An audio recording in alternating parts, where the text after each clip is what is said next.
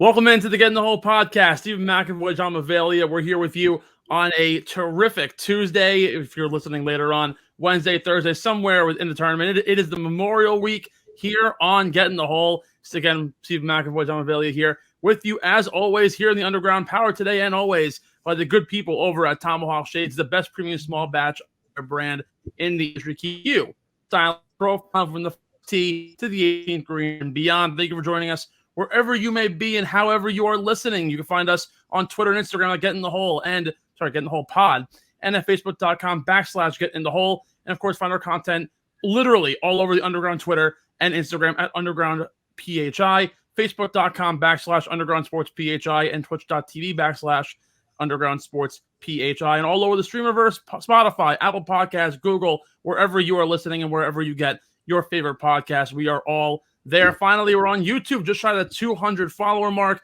Be sure to go like and subscribe. Just search Underground Sports Philadelphia in your YouTube search bar, and you'll be able to find all content from anything from soccer to streaming to football. Literally, whatever you want, we have it. You name it, even lacrosse, we got it all. Once again, Stephen John here, as per usual, every week on the PGA Tour, giving you the news, analysis, and bets. What more can you want? Of course, follow us on our personals, even though it's full of Rangers Twitter right now. It'll certainly get more golf as the season rolls on. You can follow me on Twitter and the gram at Stephen McAvoy _. You can find John on Twitter at I Make Pars. Once again, Stephen John right here. John, how the hell are you? I'm doing very well, man. I'm doing very well. We got another week of good golf ahead of us. Yeah, I'm doing good, bro. I'm assuming if you got food on a plate and you're sitting in front of a camera, you're doing well for yourself. Well, anytime my stomach is full, I'm a pretty happy guy, as you know. Oh, yeah, I know that. I don't miss a meal. I'm the same way, man. I'm the same way. I'm still eating 5 meals a day. Actually, probably down to 4 meals a day at this point. I didn't eat as much as I normally do this past week, but I'm averaging over the last 2 months probably like 4.5 meals a day. Yeah, I've been eating salads every day at work and consuming probably more coffee to keep Manhattan awake, even though it's pretty apparent that New York never sleeps. Now that it is Steve McAvoy, especially on a big golf day. John, before we get into anything, I saw this following the playoff this past week at Colonial, and we'll get into the recap. We'll get into all the juicy details, but obviously Sam Burns won. We'll talk about him in a minute. But to celebrate, Sam Burns went to Buc-ee's, and obviously you live down in Texas. You going to SMU. What's been your experience like at Buc-ee's? Because I hear it's like an over exorbitant Wawa. It's yes. My experience with it, I've been to a Buc-ee's probably definitely under 5 times, more than 2 times, somewhere in that range. All right. It's basically like if they tried to make Wawa the size of a Walmart for no reason at all. That's just what it is. And I hate Wawa. So imagine if you made Wawa like 10 times bigger. I hate Buc-ee's just as much as I hate Wawa. I'll give Buc-ee's a slight edge though, simply because they have way more to offer. They have nice bathrooms, if I remember correctly. Yeah, bunch of spots to fill up for gas. So I'm gonna give Buc-ee's the slight edge there. So you wouldn't go to Buc-ee's after you won a golf tournament, right? No, I wouldn't go there. But I think me and Sam Burns think a little bit differently. That's for sure. Think we had some slight technical difficulties there. Would you go to a Buc-ee's if you won a golf tournament, like immediately following it? Oh, absolutely not. No. I was saying that me and Sam Burns, we don't think alike right there. I wouldn't be going to a freaking Buc-ee's if I won in any kind of golf event on any tour, whether it be the PGA Tour or some random tour in the Dakotas or something like that. I would go to. I'm not even going to say where I would go. So let's just leave it at that. Well, you were a big taco guy back in Texas, right? Oh, you love tacos. Yeah. I love tacos. There's if you find really any area, especially in Dallas, but I'm assuming any area in Texas, if you go to a couple taco places, you're gonna find one that stands out, and that's just gonna be the go-to. So your place would obviously be tacos. Quite clearly, Sam Burns' place is just so happens to be Buc-ee's. I know he went to LSU. I don't know how many Buc-ee's are down in the Louisiana area, but I gotta just pull up this photo because like he looks so at peace with himself following a big win like that. Hold on, you give it 1 second. Oh my God, I need permission. Whatever, screw it. So Sam Burns went to Buc-ee's immediately. What you could very, very much see, he's got a phone charger in hand, a bagel, and some sort of hot beverage. Seems over the moon. Him and his wife, Sam Burns, obviously took out Scotty Scheffler in a one-hole playoff. So like a big, fat 38-footer off the green for the bird. Did it also in a playoff at the Valspar. He shot a 32-footer for that first putt. So he gets the win over Scotty Scheffler. And Scotty, on the other hand, instead of going to Buc-ee's like a typical champion, he had to rush to a wedding for his sister-in-law.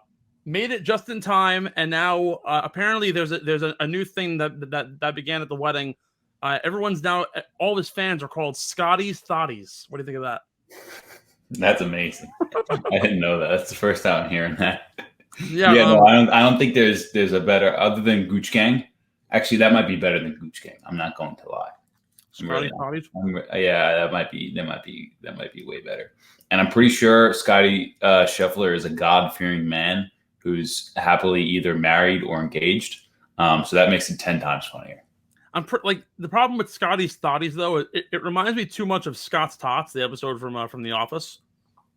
Yeah, it does. Pretty iconic episode. So like it reminds me a little too much of that. I think Gooch Gang, we're kind of moved. I cannot wait until the Ryder Cup comes around. Hopefully, Gooch gets good enough that he manages to make the roster for the USA, because all of us are going to be going crazy for the Gooch Gang.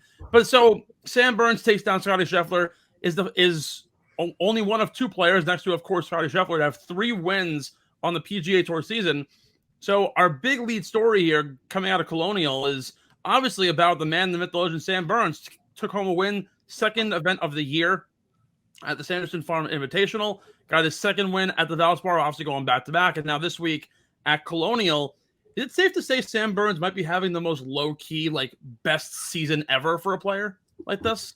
Considering, usually guys have 3 wins. You kind of know about it. I know last year we were talking about how, 4 guys at one juncture had 2 wins. It was, Cantlay, Stewart Cink, Bryson, and somebody else. But, no one has talked about Sam Burns, and now this guy is top 10 in the world once again after his first time around when he won the Valspar last year. This is ridiculous. Yeah, I normally don't. I feel like we see eye to eye with these type of things, but this time I definitely do. It's definitely not being talked about enough, the success that Sam Burns is having. Probably mostly because of Scotty Scheffler and how he's just basically tearing up the PGA Tour this season and doing things that we couldn't even fathom after not having a win in his entire PGA Tour career, and a big breakout year. It's hard not to talk about it as much as everyone is. But Sam Burns, he's having, I wouldn't call it a breakout season. I would say last season was his breakout season, but he's piling up another elite season on top of his breakout year last year, and that's only gonna loft him up the world rankings. He's gonna climb him, and he's gonna climb him pretty fast. He has all parts of his game. One of those type of players that we talk about who really doesn't have a weakness in his game. He could do it all on the green and off the green, T2 green as well. So yeah, Sam Burns is having a very, very low key elite season, and it shouldn't be low key anymore after this one. We're not. Well, I mean, last year, I believe Patrick Cantlay was the number 1 player in the world, obviously, and had 4 wins, 2 of them coming in the final 2 weeks of the year at the BMW and the Pro Championship. Now we have Scotty, who has 4, only now following the PGA, and on top of that, Sam Burns, who has 3 already, and is edging out most guys. I'm looking at his numbers here. Has missed 5 cuts this year at the Byron Nelson, the Masters, the Genesis, the Waste Management, and the Farmers. Outside of that, has only 1 event outside of the top 20. That was at the Players. He finished 26th.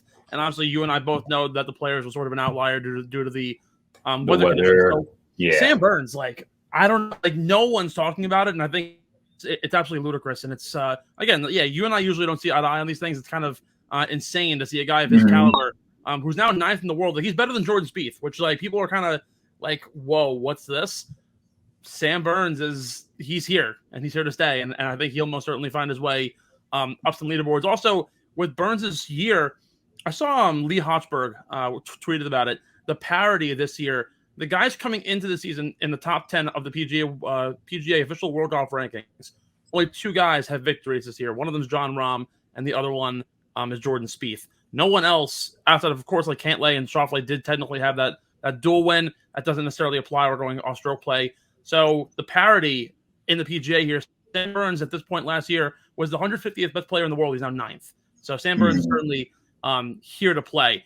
Speaking of Colonial, getting some more of those headlines out of the way, my wallet took a major beating, largely because of one guy's back 9. Harold Varner III, going at the turn on Sunday, tied for first in the lead, which with Scotty Scheffler, neck and neck. Davis Riley was making a good push. Brandon Todd was out there. Scott Stallings was there as well. Of course, Sam Burns had a 7-under day to win.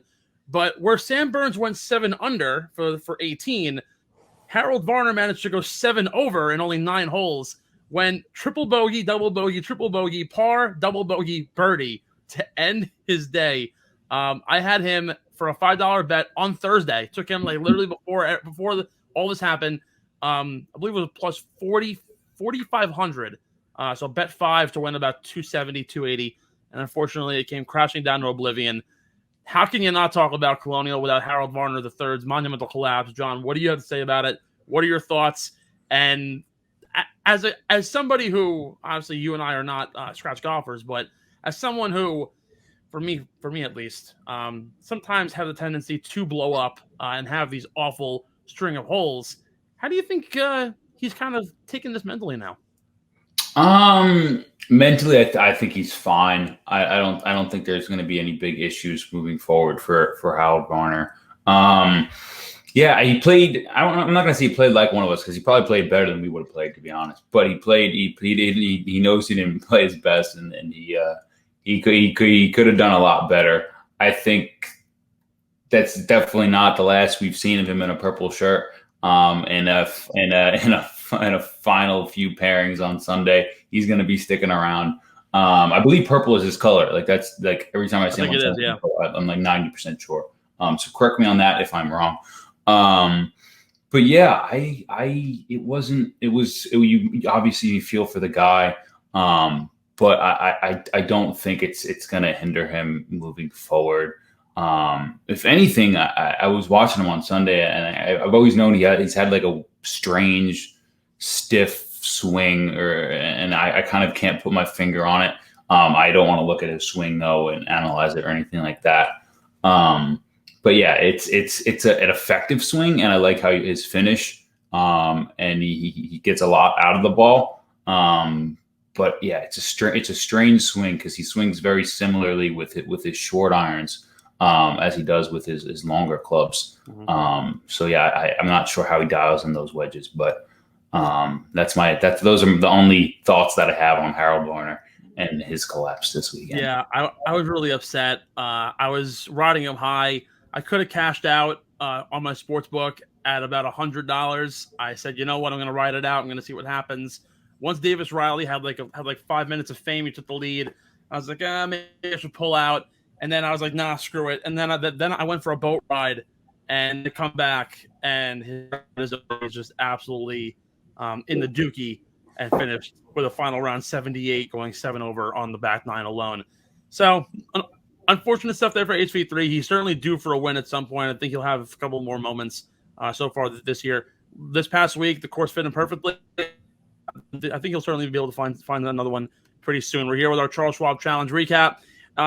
About 20 minutes, we're going to be discussing all things the Memorial Tournament this week, one of the best tournaments of the year. Before that, John, talk about the guys who surprised you at Colonial. I mentioned a few names who probably there. Davis Riley, no pro win, but finished around 13 under at one juncture. He finished eight under for the week. Brendan Todd, a name who about 3 or 4 years ago you might have seen him on a few leaderboards, sort of fell off, has sort of made a resurgence. Scott Stallings, that guy's arms are tree trunks.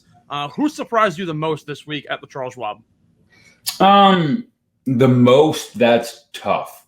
I have 3 guys that surprised me. The first being Davis Riley, who has now, I believe, 5 top 15 finishes in a row in his last 5 starts, which is absolutely insane. He's going to be somebody that to look out for this year. And I have a feeling down the road as well. I don't think his career is any close to stopping the big time incline that it's on right now. And nobody's talking about it, but Davis Riley is playing some really, really good golf, and he's stringing together some real good finishes. And that's surprised me. I'm sure it surprised everybody.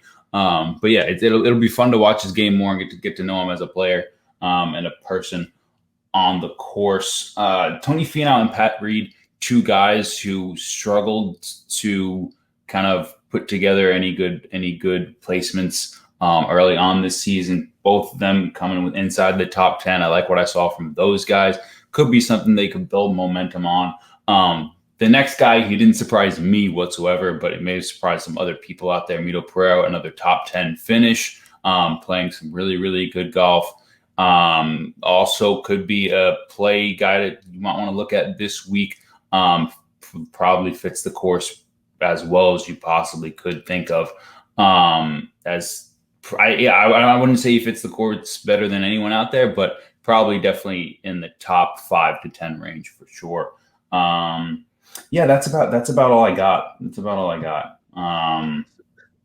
I have one guy who surprised me, and I shouldn't say surprised me because I for about 5 minutes I debated. All right, the odds are just so good. Should I take it? And obviously everything's kind of related to betting in my eyes. But Justin Thomas to miss the cut was like plus 900, and I was looking at it and I'm like, it's like a trap card almost. Like do you take it because the odds are really good? You can put down a little $10 bet and make almost $100. I was like, I don't really know. And then of course he goes out there and misses the cut. Some will call it major hangover. It happens to the best of us. It happened to Phil last year after the PGA. Little fun fact: the last 4 years, the winner of the PGA has not made the cut at the following tournament that he played. So a little something interesting that I didn't realize until after he had missed the cut. I think Darren Ravel was talking about it. Which whenever Ravel says anything, I feel like an idiot. So I mean, hey, you know what? It happens. But he was the one guy who really surprised me the most this week in terms of not playing well. But guys did stay up. We talked like how good Patrick Reed can be on an off week where the guy doesn't really have to play well to all of a sudden play great. But he's been abysmal the entire year. Same with Tony Fenow, honestly. Two guys finished both in the top 10 this week. I'm gonna go out on a limb here and say that Jordan Spieth kind of surprised me. He didn't play. The reason why he surprised me was he had one of those signature backdoor top 10s. He finished 7th, had a great final day. The irons looked great, but the first 3 days he scuffled a lot, and he didn't look like the player that I was hoping he was last week at the PGA. He didn't look like the guy who I wanted him to be weeks ago at the Valero. He's so like on and off, hot and cold. I don't know how to like get a read on what Jordan Spieth has been like. So those are 2 guys who really surprised me this week. John, getting past Colonial, some final thoughts here. We have to take a look now at the Fedex Cup standings because little do you realize, and I was talking to my girlfriend about it. She was like, "Oh, like what are you going to talk about today on the pod?" And I go, "Well, you probably don't realize it, but we're already 31 weeks into the PGA Tour season. We've done events, including alternate events, and we're only 13 weeks away from the playoffs. Now, that seems like a long time because for the average sports fan in basketball, hockey, baseball, 13 weeks is a while. You have a long time to work with. It's almost 3.5 months. But in golf, obviously, 13 only means 13 events. And there's only so many FedEx Cup points that you can gather up and be able to go into the playoffs strong and try and make things work. So let's take a look at the FedEx Cup standings and let's give me some names. Who are some guys who you think really need to step up their game going into these last 5 weeks? Obviously, there's a guys at the top. Scotty number 1, Sam Burns number 2, quite clear. Have 2 of the most wins on tour this year. But who are some guys who really need to step it up now going into the final 13-week stretch, especially those guys up at the top who only really play in about 20% of the PGA events? Who needs to show out in order to get into that top 125, top 50, and be able to work their way towards the Tour Championship of East Lake? Mm-hmm. I do, Steve. I do love how I think we did this last season. We took a look ahead and kind of tracked guys in from. Maybe we were a little later than we are doing it right now, but I think it's a good thing that we're doing this early. But to get started and get into this, some of the guys, I think Harry Higgs has a good shot. I think he would like to be a little bit higher than where he is right now, and he definitely can. He's got the time to do it. Playing well. I know he likes some of the courses later towards the back end of the PGA Tour schedule. He's usually hanging around in the top 30s and 20s in some of those events. Bubba Watson, is he hurt, Steve? So Bubba will be out for the next 4 to 6 weeks with a lower body injury. So that's going to be tough for him. I'm not going to say he's out of it, but I think he's currently in like the 160s right now. Not looking so great. 140, 147. Yeah, not looking great right now for Bubba. Yeah. You know the name who's sorry, I'm cutting you off here, but there's one big one. There's one really big name that's I think you and I are both looking at it. Louis Oosthuizen right now is 160th in the world, and that kind of freaks me out. Only has a 160 FedEx Cup points. I'm trying to find his results because I don't think he's played in the tournament since the Masters, or he played in the PGA. But yeah, look at this. So far this year, Louis played in the Shriners, the CJ, the RSM, the Phoenix Open, the Honda Classic, the Players, the Valspar, the Masters, and the PGA. Ever since the Waste Management, when he finished 14th, he has not finished any better than 30th, and he wound up withdrawing from the Masters after round 1. Has not played well at all, which is surprising for a guy who last year I'm pretty sure finished runner-up in 3 out of 4 majors. So not to the characteristic of Louis Oosthuizen. Some other names right next to him. Garrick Higo, we saw him making a push at the playoff last year. Brent Snedeker, a good veteran who's falling off well and far below what he's capable of. And then, of course, you have the guys who are currently on the fence to join the LIV Golf League. You have Lee Westwood, Ian Poulter. They're all down there in the dumps. And, of course, Bryson DeChambeau is probably the biggest name on the list. And Harris English, 2 guys who have not played almost whatsoever the entire year. They've only got a collective 72 FedEx Cup points between the 2 of them. So very well might be seeing 2 guys who we saw at East Lake. They will not be making a appearance. Bryson, we still don't really know what his deal is. He committed to play this week at Murrayfield Village at Jack's place, but as of right now, we don't really know. We don't know, Steve. We don't. Any other comments on some guys we're looking out for? No. No. I hope that none of them make the FedEx Cup. I hope that Tiger makes the FedEx Cup. I hope Tiger makes the FedEx Cup. That's the only. Yeah. In a very, very far and away alternate reality, will Tiger Woods make the FedEx Cup? May have to win a few events in order to get there. We're going to take a short break. When we come back, we're going to break down the Memorial Tournament following Memorial Day weekend. Jack's Place, one of the best tournaments of the year, one of the strongest fields on any PGA Tour calendar. You're listening to Get in the Hole here in the Underground.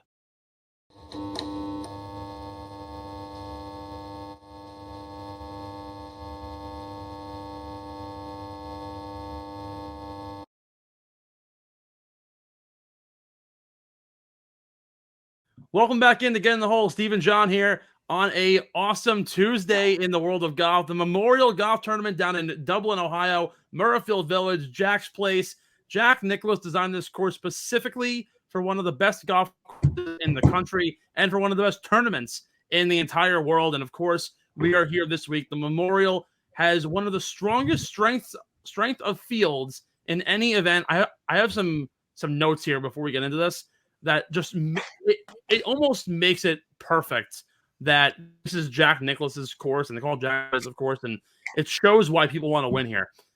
Since 2018, there has been on average the chance to win has been below 0.1%.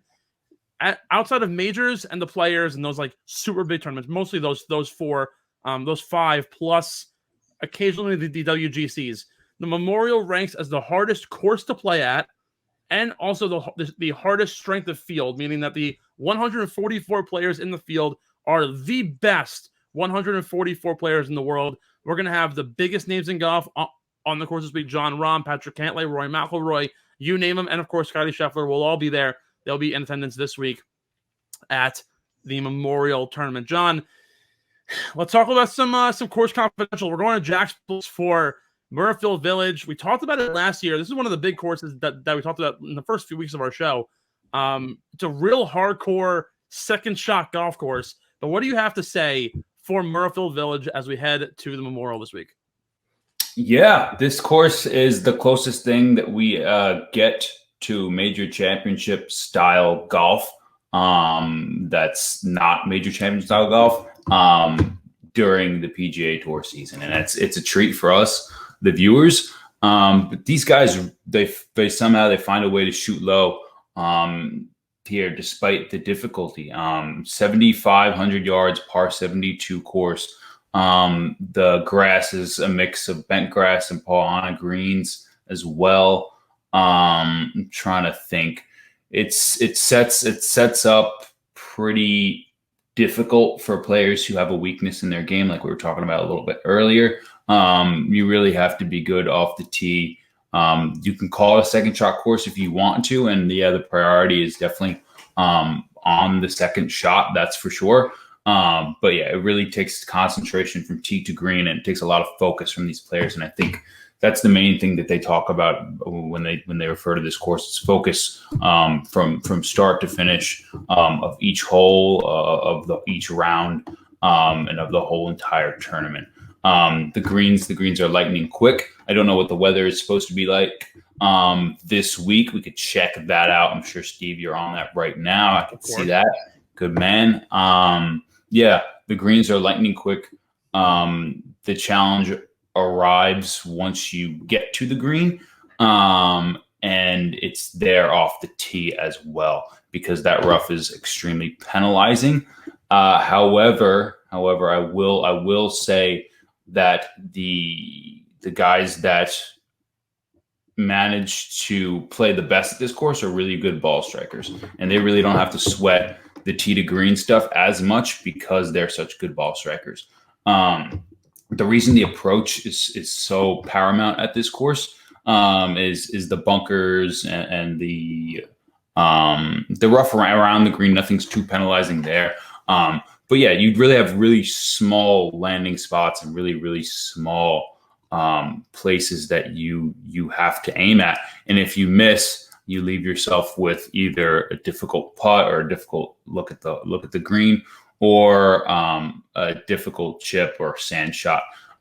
So I would put an emphasis on scrambling at this course as well, because for some of these guys who aren't either elite iron players or maybe they are elite iron players but they're not having their best week, they're going to have to get up and down a lot. And which I guess it's not really scrambling, but just getting up and down if you can miss a green reg, because green and regs are important at this place, but you could win without it if you putt well and you get on the green. There was one other thing I wanted to say. Oh yeah, a lot of long par fours at this place. So many long par fours, which gives the longer players a little bit of an advantage when it comes down to that.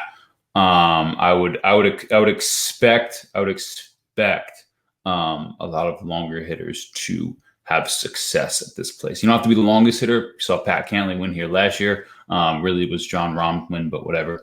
But yeah, that's the type of success. Like, Pat Cantlay isn't known to be a bomber, but he gets the ball down there, so he's going to have a little bit of an advantage.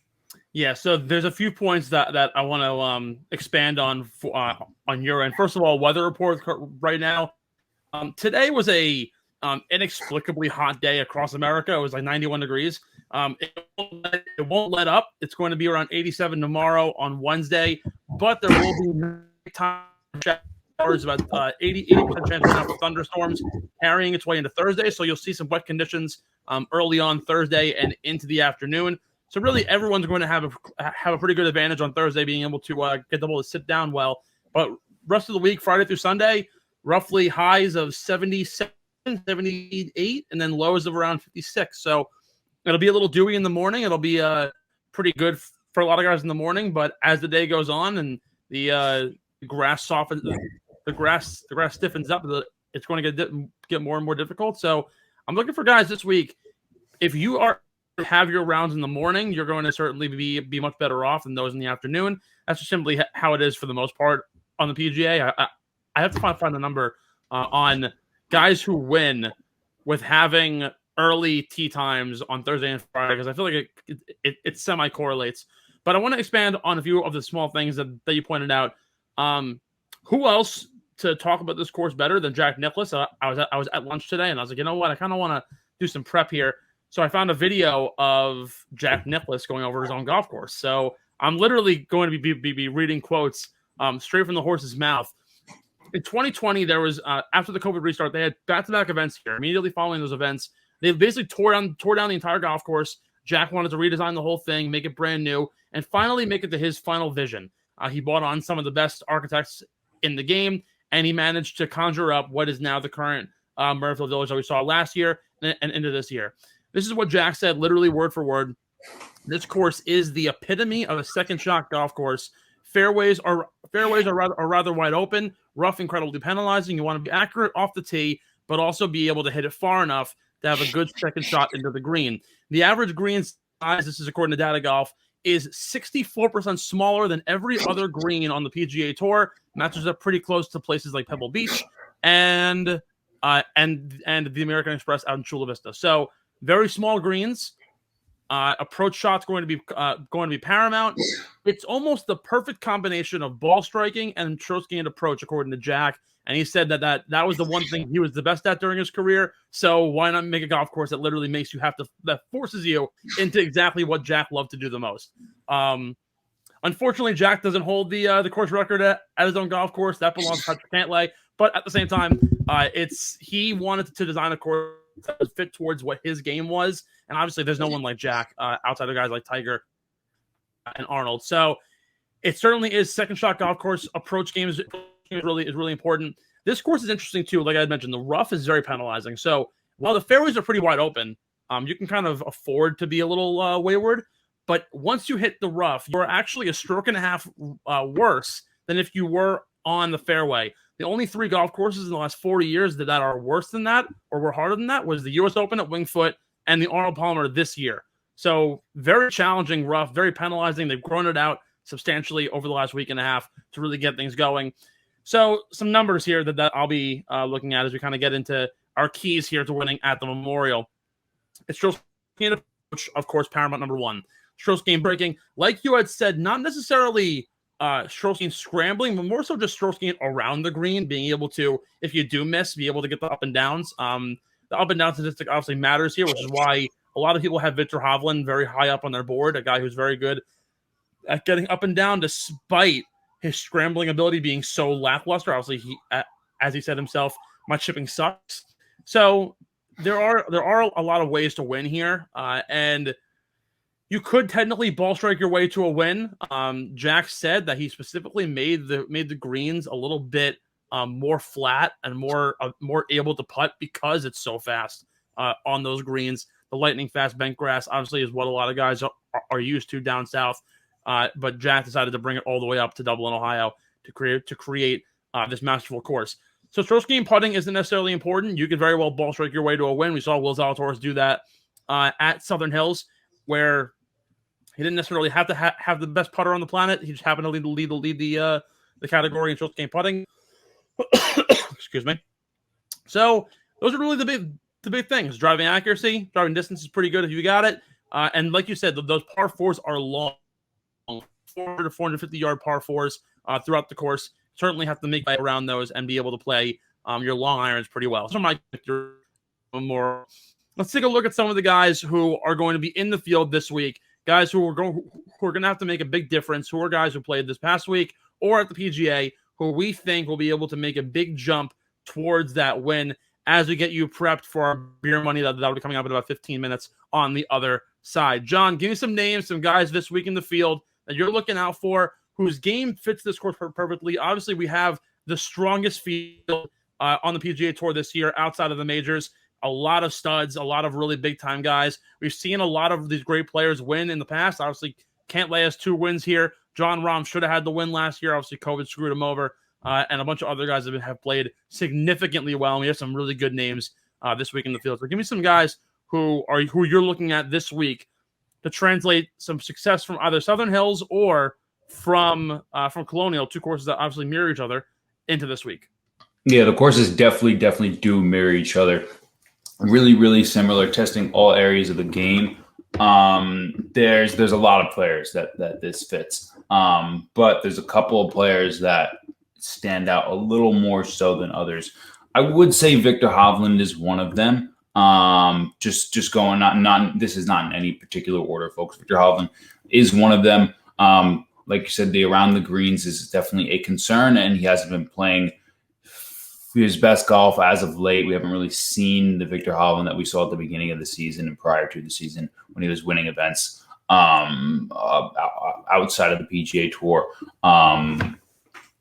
That doesn't mean that he can't turn it around, but I'm just saying I'm a little weary. That's all. I would include Will Zalatoris as another guy who I'm on the fence about, but he definitely does fit the course due to his ball striking ability and how he's getting a little bit more confident with the putter and around the greens. You would have to look up his bent grass statistics or pull on bent grass statistics before you try to put any money on him. That's what I would do.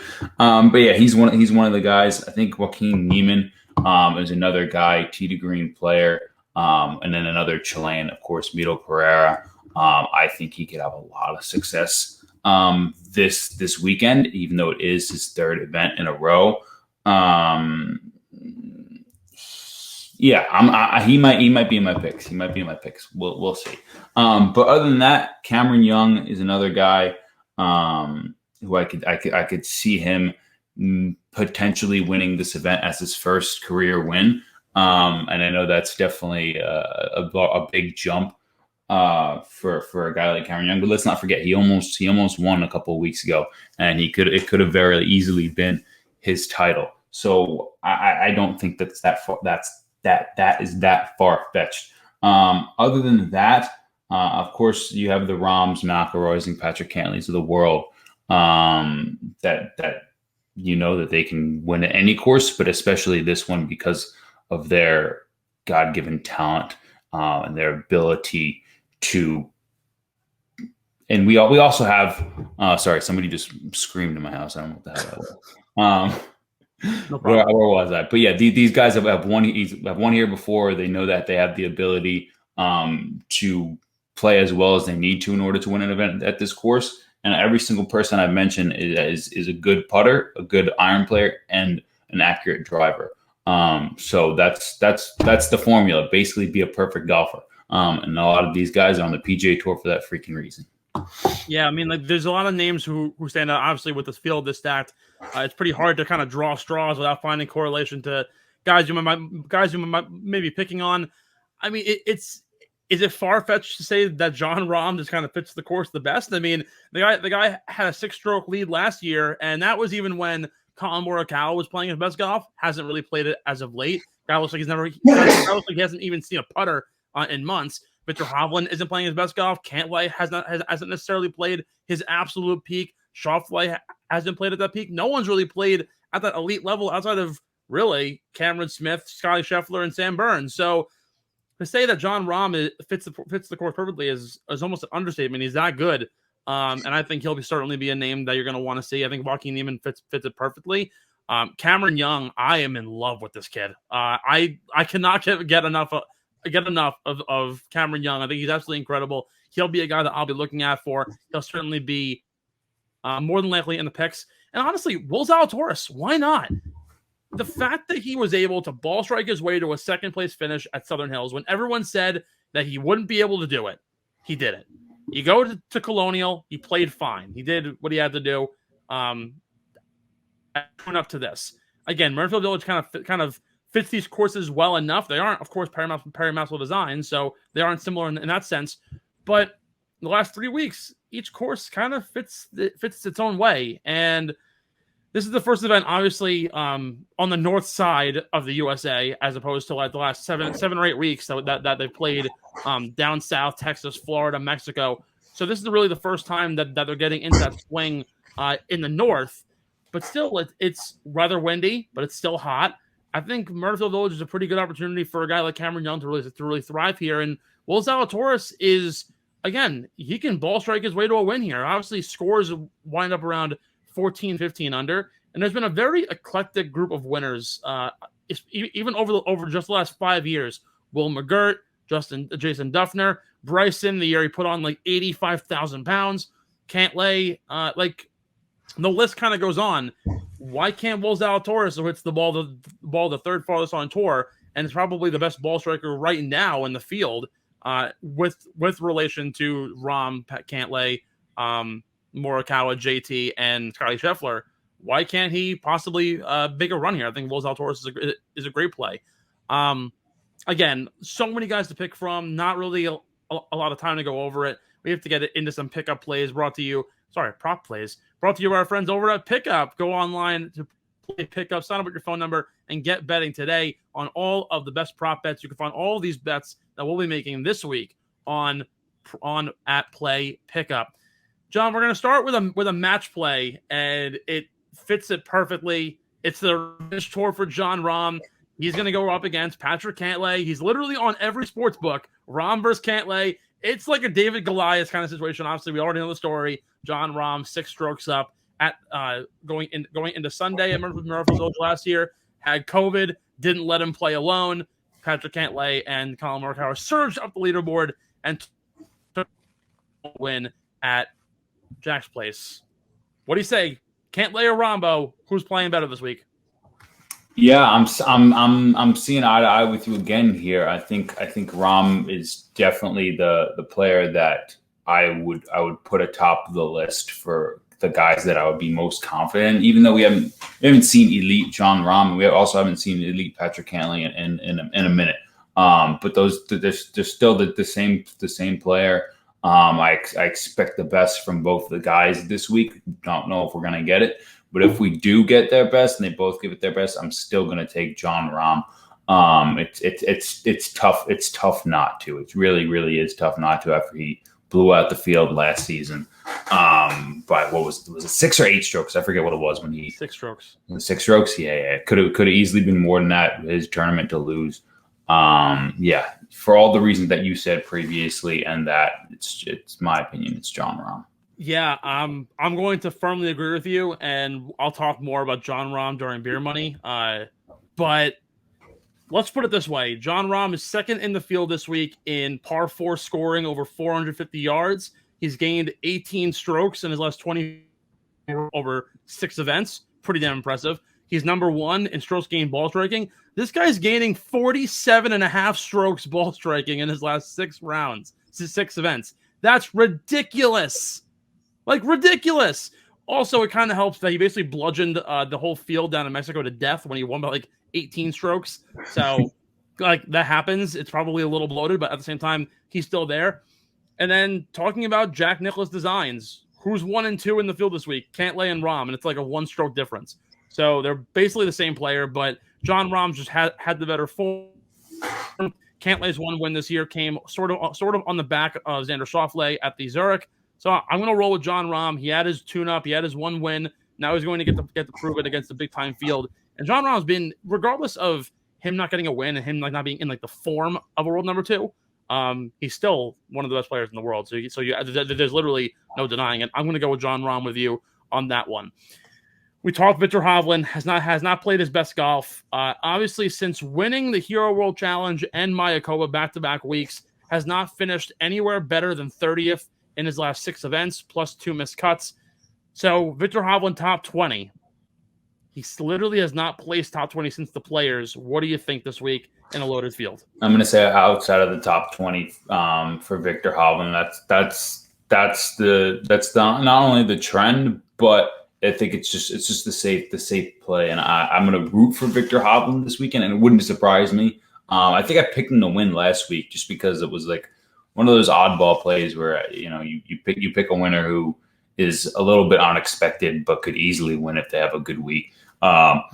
Fit the course last week is going to fit the course this week, like we talked about. But if I was going to put money on, I would definitely say outside of the top 20. Although I could see him winning the event by the time Sunday afternoon rolls around.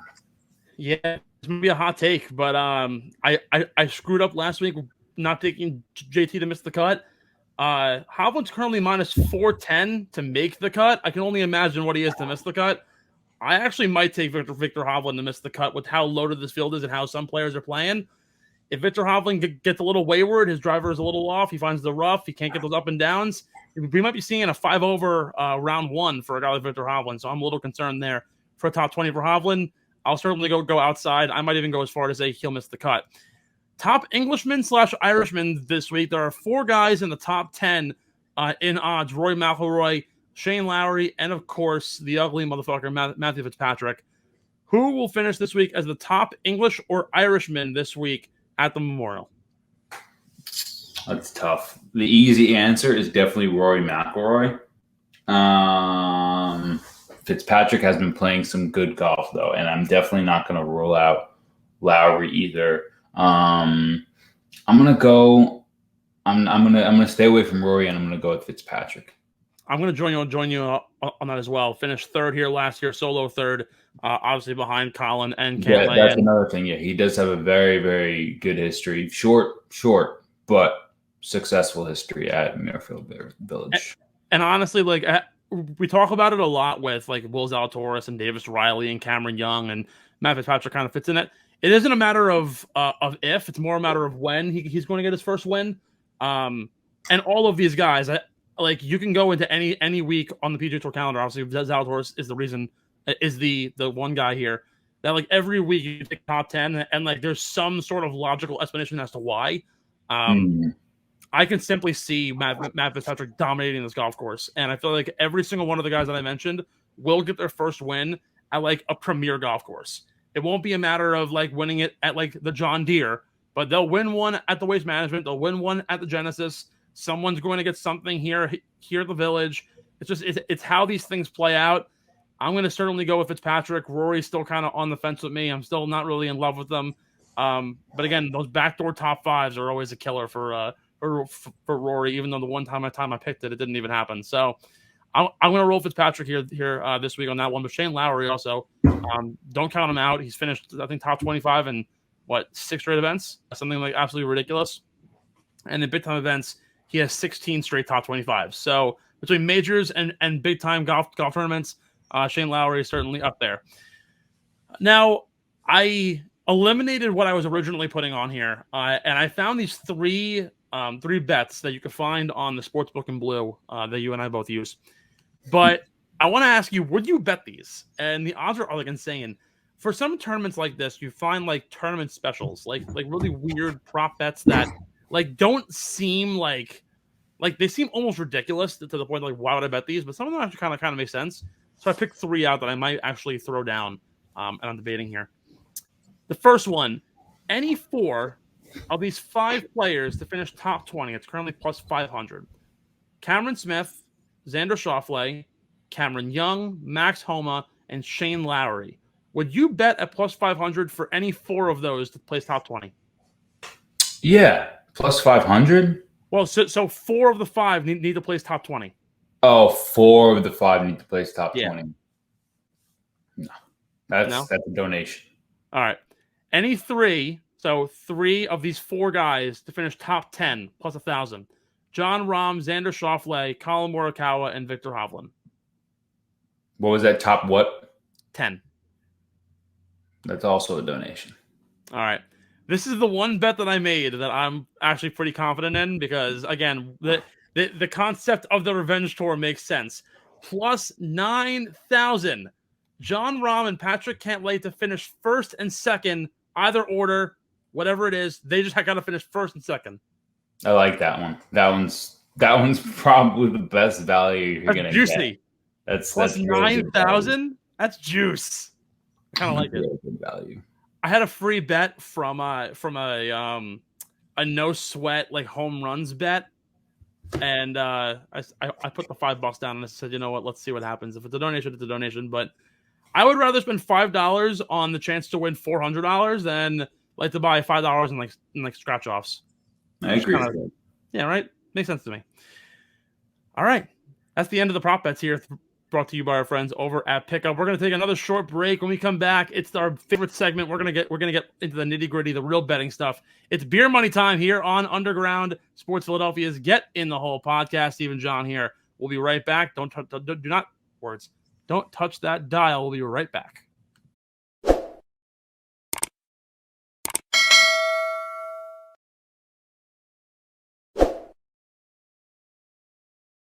Welcome back to Get in the Hole, John. It is time for beer money, brought to you by our friends over at Kenwood Beer, Philadelphia's #1 light beer. Grab a Kenny. Let's get rolling. Top 20 in the loaded field at Jack's Place. Who do you got to start off the bet slip? My top 20 is a guy that everybody thought his career was over not more than a week ago. Mito Pereira is going to be my top 20 pick. Yeah. You and everybody else thought that this guy was just going to be mentally messed up for the rest of his life. Like, I don't know what the hell you guys were thinking. I don't know. I really don't know what was going through everyone's minds a week ago with the amount of crazy accusations that were made about this young man's golf career for the next 10, 20 years. But Mito Pereira, he's going to come in the top 20 this week and make me some money. He's going to make you some money. So, lock that in. There's a reason why I run a mediocre podcast and Mito Pereira is playing on the PGA Tour. My top 20 this week is going to be Max Homa at plus 170. And to kind of preemptively set this up, this is my favorite betting card I've ever had because the field is so deep. Not like majors, the odds aren't like great for a lot of these guys. Like my gimme pick is a top 10 play, like plus 300. But like plus 300 in relation to like the rest of the field is like he's like the 14th or 15th guy down on the board. So like the odds aren't great. So the money isn't necessarily there in this tournament, but I think that there's a lot of money to be had. So top 20, Max Homa. He had a T6 here. This guy has 7 top 15s this year. Did you know that? What was that? Who? Max Homa has 7 top 15s this year. Max Homa has been playing good golf. Yes. Despite being like Twitter's ultimate clown, like he is a great golfer this year. I have been amazed with what Max Homa is doing. Also, kind of growing the hair out to kind of be a little bit like Max. Like him. Yeah, I like that. Right? Yeah, like growing it thick for Max. So I'm going to roll Max Homa for plus 170. Again, tied 6th here last year. He's played really well. Jack's this guy a little to the Giants where he had his career win. Take Max here. Who's your top 10, John? I'm sorry. My top 10, Steve. Sorry. You're good. I was you cut out a little bit, and I wasn't sure where you finished off, but then I realized you threw it over to me. My top 10. We're up to top 10 this week. Yeah, my top 10 this week. I was split between a couple guys here. As you probably were as well. What it came down to for me was simply just how well this guy's been playing recently, and how well he can play at a course like this if he putts well, and that's Will Zalatoris. I think he's got a good shot to make a run to win this event, not just come top 10. I think he can win this event. I think he's going to be knocking on the doors come Sunday, and I feel really, really safe about this pick because of that. You know, you like Zalatoris here. I like the other guy, the other young stud who has yet to have a win, Cameron Young, plus 280. The guy has had 3 finishes for show in horse terms. That means finishing top 3. He has 3 straight podium finishes. He has 5 this year, which is like ridiculous. The guy's finished top 3 5 times. Like, he's so good. He's proven literally on this year. And so this stud from Fordham Prep, one of our golf rivals from back in the high school days, I'm going to roll Cameron Young for a top 10 this week. I think he's a great play. I think every guy on this board that I have, and probably yours as well, will be in contention on Sunday to possibly win. I'm fully confident in every single one of these picks. So I love Zalatoris. You're gonna hear about him more from me in a little bit. Yeah, top 5, John. You're gonna hear more from me about your man as well. My top 5 is Jon Rahm. This one is a little bit easy for me. I see Rahm. I don't know if I'm really confident in Rahm winning. Just the gut feeling, kind of. But I could feel confident in putting him at a top 5, and I didn't. Between all the other options that I have for top 5, I was kind of splitting hairs a little bit too much. So Rahm's the easy way out for this one, and easy way out could make you some money. Yeah, my top 5 is also a pretty easy way out. I'm going with Patrick Cantlay at plus 350. I mean, it's literally 1A and 1B. Like, look, I can tell you right now, I guarantee you, I have the vision in my head that you probably have Cantlay winning, and I probably have Rahm winning. It's because I feel like this is literally just what it is. I have Cantlay plus 350. He's won here twice at Jack's Place. Obviously, stole from Jon Rahm, but he loves this golf course. He's great on Jack Nicklaus designs. He loves this place. He's a fit to win. I'll take Cantlay to the bank at plus 350 for a top 5. Who's your gimme, Johnny boy?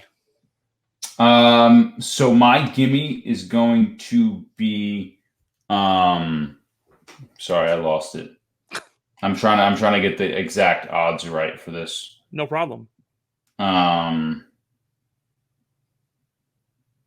Oh, they don't have top 30. What the hell? Don't they know top 30 is like my thing? Yeah, I don't know why a lot of these sports books don't list top 30s anymore. They don't have top 30. Okay, that's all right. I'm going to go Davis Riley for a top 30. Yeah, I really wanted to have him in my picks this week because I don't want to miss out on this hot streak. I think that he's becoming a more complete player before our eyes right now, and he's top 100 in ball striking, top 100. I mean, not top 100. I should say ball striking, top 100 in approach, top 100 in stroke swinging off the tee, and top 100 on the green. So that's going to be a recipe for success this week, and I think top 30 is a good enough cushion for me. So I'm going to go Davis Riley top 30. Yeah, I'm going heavy this week. I'm going all in. Even though I have 3 straight weeks where I haven't gotten a pick right, I feel like this is going to be the week that I turn things around. I'm going Will Zalatoris top 10. He's the gimme. He's going to be the guy who will, without a doubt, place top 10 here. Like I said, you want a breakout win, and for a guy who can ball strike his way to winning, who was a runner-up at the PGA, I think you find your spot. I think Zalatoris, who also led the field in stroke gain putting at Southern Hills. Let's just say if he manages to do the same this week at the Village, might be a pretty good look for a win in Will Zalatoris. So I have both Cameron Young and Will Zalatoris for top 10s this week, but Zalatoris is going to be the guy that I'm putting the money on this week. John, it's that winter time. Who's bringing you the big bucks? The guy that's bringing me on the big bucks, and Cantlay was on my mind here. Als was doubling up on Rahm, to be quite honest with you. Ended up not going either one of those. I'm going to go with Cameron Young to win this event. Wow. Yeah, he's due. He's knocking on the door, and he's knocking on the door. He's knocking on the door, and he's knocking on the door hard. And look, this is just an outside of the box thinking by me. Cameron Young, he can get his first win this next week. He could get it next year. Who knows when he's going to get it? But I think it's going to come a little bit sooner rather than later for this kid. He's really young. You might think his breakout season is a year down the line. I'm gonna go with it being this year though, and I'm gonna say that he's going to win the Memorial Tournament this weekend at Murrayfield Village. I love that pick. I love Cameron Young. If they sold sports jerseys, like I'd be the first guy to buy a Cameron Young jersey. You can buy one of his golf shirts with an MLB logo on it, and everyone would know it's you. Everyone knows him. You know, I actually found out recently that the MLB logo, it used to be that you had free access to every MLB park? Every what? If you had the MLB patch, so you were sponsored by the MLB, you have free access to every MLB park. So like anything you want to go to, you can go to it. They don't get that anymore? I think it's like it was one of those like benefits, but like I think something happened. I gotta look more into it, but I read it on like Golf Digest, I think. Yeah. Interesting.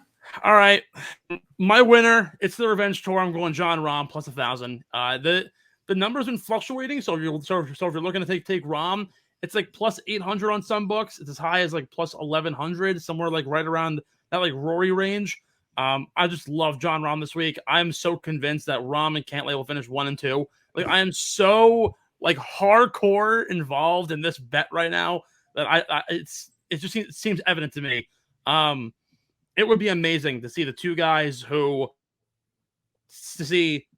guy who lost because of COVID and the guy who won, and then the two guys who matched up at the FedEx Cup final at Eastlake match up again on Sunday and be in contention. I would love to see John Rahm finally break through and get that win that he so desires against Patrick Cantlay, considering he lost both to him last season. So I'm going to roll with Rahm here.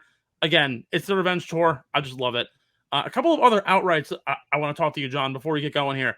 A couple of guys who we didn't mention, but you might still put on that outright betting card. Do you have anybody else in mind? Other outrights outside of Cantlay and Rahm, not really. I don't think all the guys you mentioned. If anyone wanted to sprinkle a little bit on those guys, Mito Pereira, Zalatoris, even Riley, some of those guys we talked about earlier on in the show, wouldn't be a bad idea. But yeah, no, there's no one that really stands out to me. No one really stands out to me, and we're gonna have. I have a feeling we're gonna have some guys that surprise us. As much as we like our bet slips, I think we're gonna have some guys that surprise us. But yeah, I got nothing. Maybe Shane Lowry. I could see Shane Lowry winning this. Yeah. I have 3 names that I'll be betting outright aside from Rahm and Cantlay. Lowry's being one of them. I might sprinkle some money on Colin Morikawa plus 1,900 and Cameron Smith, both at that plus 1,900 range. Cam Smith, yeah, we probably should have talked about Cam Smith a little more than we did. Cam Smith just makes sense here. Colin, again, looks like he hasn't picked up a putter in like 4 months, so like I'm weary. And like last year, he was so much better than he is now. I still think that course knowledge matters here, and he has 3 top 5s here, so I think it fits the mold. Lowry at plus 2,200 is a home run if you want to dig down. And I keep on saying this, and I'm really upset that like it never works, but I still love Hideki Matsuyama. Like every week, I know. Trust me, bro. I looked at him as well, and I thought the same exact thing. Yeah, like Matsuyama plus 25, and then of course Matt Fitzpatrick at plus 28. I do love Fitz this week, but I don't think in my entire life I will ever lift myself to realistically pick Matt Fitzpatrick for a tournament because I hate him so much. He's just so ugly. So those are the guys who I'll probably take on the outright betting card. I probably will take Fitzpatrick, but I'll be reluctant to admit it on the show here. But those are some more outrights that we'll be looking at this week. John, before we get going, final thoughts here. Tomorrow, the match 6, a battle of 4 of the quarterbacks. Brady and Rodgers currently coming in right now at minus 220, as opposed to Mahomes and Allen plus 140. Any thoughts? Are you interested at all? I'm actually really interested. And I think the last time we talked about this, I don't think you were as interested as I was, but I'm still pretty interested. Although I don't know what time it starts at. And I was planning on watching it, but if I do have something else to do, I probably will just catch the highlights or whatever. But yeah, I think this is going to be interesting, and I think it makes for really good content. You know what I mean? Like I'd rather, like, I'm not going to lie. Like if I was going to watch like Davis Riley, Brennan Steele versus like, I don't know, like Mark Leishman and Siwoo Kim, I don't think that would make for as good content as the four of the best quarterbacks, active NFL quarterbacks playing a sport that they could, like golf, that they could play leisurely and have some competitive fun and banter. I would rather watch that. So I'm looking forward to it myself. Yeah. I have zero interest in this. they're going to tee off tomorrow at 6:30 Eastern time from the Wynn Golf Course in Vegas. That's where Brooks and Bryson played last year. Look, I'm just not interested at all. If I wanted to watch a bunch of 4 to 10 handicappers go play golf, I'd go to Bethpage Black and just kind of sit down and just watch everyone play. I'm just not interested whatsoever. If there are pros playing, that'd be great. Like, I would love to once again see a Tiger Woods match. I mean, even at not full strength, to see, I'd have to think who he'd play, but to see like the match 7, let's say like next year, be Tiger and Charlie versus whoever else. Like, yeah, we already have the PNC, but like I think it'd be pretty cool to see another one of those father-son matchups, or even like even do maybe a PGA versus LPGA, like do like the Cordas versus, I don't know, Tiger and somebody else. Like I think it'd be cool to do like the kind of alternate like format. But I have zero interest in watching a bunch of 4 handicappers go play golf. Again, if I wanted to do it, I'd go to Bethpage where I could watch eclectic people from scratch golfers to 30 handicaps try and take on the black and just laugh at them. So I respect that. But I just think the content, there better be good content. It could very well underwhelm me, but the potential for the content and the videos that could come from that we might see for years to come, probably get a good meme or 2 out of it. That's what puts it over the edge for me to give it a little priority in my day if I get around to watching it tomorrow. Yeah, the one thing that I'm looking forward to, if anything, while I'm on the train ride home tomorrow, is probably the Brady versus Barkley beef, because obviously we saw that the first time they played. I think it'd be kind of funny to see Charles Barkley get in the ear again. It's one of those things. But outside of that, again, just no real interest there. It doesn't really pique my interest whatsoever. I'd rather watch paint dry and sip some White Claws while I do it. That's going to do it all for us here over at Get in the Hole. Thank you so much for joining us this time around. Of course, follow us on Twitter at Get in the Hole Pod on Twitter and Instagram. You can go find us, of course, on YouTube, like we had mentioned. Just search Underground Sports Philadelphia to find us on there, of course.